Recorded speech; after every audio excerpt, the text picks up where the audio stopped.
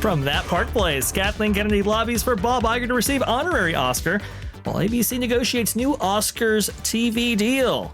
This by Marvin Montenaro, June 17th, 2025. A new insider report suggests that Lucasfilm head Kathleen Kennedy is spending her remaining influence lobbying for Disney CEO Bob Iger to receive an honorary Oscar, just as the Academy negotiates its next broadcast deal with Disney-owned ABC.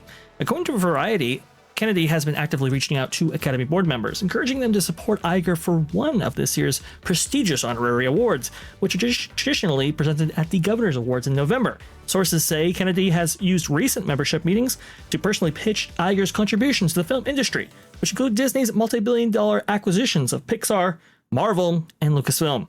Apparently, Kennedy believes Iger deserves an Oscar because he bought a whole bunch of expensive properties. It's worth noting that Bob Iger wouldn't be the first Disney executive to receive such an honor. Walt Disney himself was awarded multiple honorary Oscars during his lifetime, beginning with the one in 1932 for the creation of Mickey Mouse. And it's kind of interesting because Marvin's take on this is, maybe Bob feels a little bit left out because, his predecessors have received such prestigious honors, but he has yet to. Guys, your initial takes on all of this, and what do you think about this story? And we do have some additional information to share, but initial thoughts. I think that why didn't he just buy an Oscar himself, or is it that he wants to have the pretense that he actually got an Oscar? Because at this point, the campaign itself, that costs money. That's not something that happens for cheap. I'm not saying that there's literally money changing hands, although maybe that is the case. But usually they're schmoozing these people. They're taking them out in intangible ways in order to give them a great time and also do these Oscar campaigns here. So I don't know. Just buy a gold-plated statue and hand it to Bob Iger and say, "Good job." That's one way to go about it. Now, Culture, I want to go to you, but after I read this section from a recent article actually posted onto the website by Lou Wasserman's Ghost. You might know him from Hollywood Back That with Lou and You and some of his contributions to the Pro Show and everything like that. He is a fan favorite, of course. But he says this. He says campaigns by studios and prominent folks are rampant behind the scenes every year to make a big shot even more special by giving them such an award. But the public almost never hears of such politicking and often doesn't even recognize some of the recipients of these unique honors until this year. The story broke from an anonymous source, of course, a few days ago that Lucasfilm girl boss Kathleen Kennedy was actively approaching those 55 Academy Board of Governor members to try to swing a special Oscar for her boss, Disney CEO Bob Iger.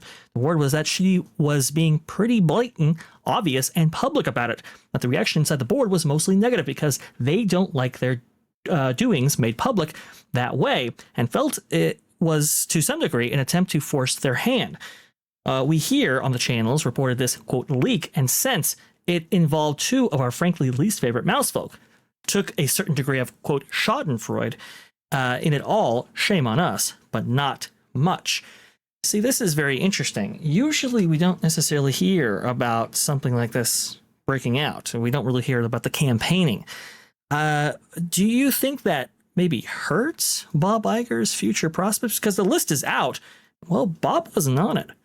Look, these ideas of these special Oscars to me in the first place are absolutely ridiculous. Does it surprise me that his name wasn't on there? No, because he's not known as a creative in any way. And what does Bob Iger actually contribute creatively? It would be more likely for this stupid lady to get, some kind of credit, right? Kathleen Kennedy. And what I thought was funny with the way that I think Marvin had couched this whole intro to this subject, what influence does she have left? Everybody now can look upon her career solely running Lucasfilm as a failure because everything she's produced has had nothing but diminishing returns. So it's not like she went out there and did more gangbusters with Star Wars or Indiana Jones, and she absolutely slayed Willow. That thing's toast. So there really isn't anything left after her path of destruction. So again, I have no idea how Bob would have thought that her statements or her support would actually help him get there. But he has no business getting a special Oscar. And many of the other people that are on that list also have no business getting a special Oscar. In fact, I would love to push forward on the idea that there's no such thing as a special Oscar. But I think we have the author of the story in the back. Maybe we bring him in. Absolutely. Let's go ahead and bring in the one, the only Marvin Montenaro. Marvin! Hello, gentlemen. Place. Well, it depends on which article you're talking about, whether I was the author on it, because the LW Ghost, Lou Wasserman's Ghost, wrote a great one this morning talking about, this is the one by LW Ghost. It's all about, he did a great job explaining the ins and outs of this process and pretty much like how Bob got embarrassed by Dolly Parton again. Dollywood has now defeated Walt Disney World and Disneyland and customer service surveys. Just so much going on with Dolly Parton just eating the lunch of Walt Disney World lately. Yes. People might be asking, why is Dolly Parton featured in the story? It's because the list of honorees have been revealed, and Dolly Parton was on that list along with Tom Cruise and a couple of others. So that's why Marvin's saying that. Dolly beat Bob to the punch. She certainly did. Not for the first time. Indeed. Jonas, I want to go ahead and ask you real fast. Do you think Bob Iger is deserving of an Oscar for those acquisitions? I mean, he did change fundamentally the film industry, but does that give you an honorary Oscar? I mean, there's so many people that probably deserve Oscars before Bob Iger.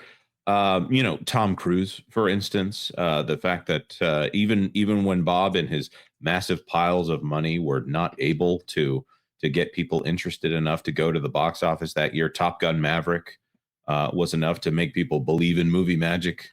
And I mean, that really is a fantastic film, Top Gun Maverick, to the point where almost anything from Bruckheimer, Kaczynski, Cruise, I'm interested. He, as Spielberg famously said, that Tom Cruise saved the industry's bacon, where Bob Iger bought some things and they were successful for a minute, and then they're now not successful, probably because of Bob Iger as well. I think if we're just going dollar for dollar, I think he probably deserves a BAFTA, considering how much money they've spent in the United Kingdom. So. Listen, if going out and spending money is worthy of an Oscar, then my wife would like to thank the Academy. Hey. I can Rodney Dangerfield that one a little bit. That's pretty decent.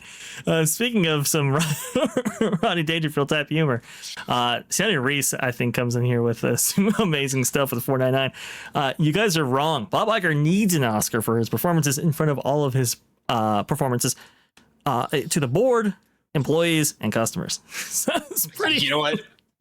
Then again, we've also heard Bob Iger read from a teleprompter, and it's not convincing. He doesn't transport me. Let's just say. Yeah, it's no good right there.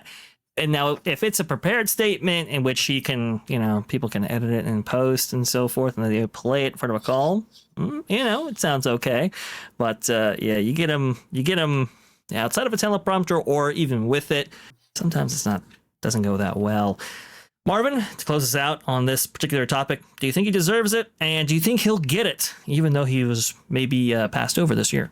Well, he does not deserve it, nor do I think he will get it. It's a massive conflict of interest, especially right now while they're actively negotiating a new TV deal for the Oscars with ABC, which, by the way, is owned by Disney and overseen by Bob Iger. There's absolutely no way.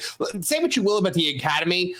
They've got some standards, and they don't typically do things like that. They don't typically will do such flagrant hypocrisy. And it would be flagrant hypocrisy if they were to give Bob Iger. As much as I believe that Kathleen Kennedy did this, by herself. About as much as I believe that Jennifer Salke voluntarily decided that it was time to go produce more over at Amazon Prime Studios. Like, this is coming directly from Bob, and she is probably right now willing to do anything to get her in Bob's good graces. The Variety article does suggest that Bob had no idea about it and all of that. I mean, that might be true. It's kind of unlikely, but it might be true, right? But with Bob's connections to the board itself and the Oscars, I kind of doubt that he didn't have any inkling whatsoever.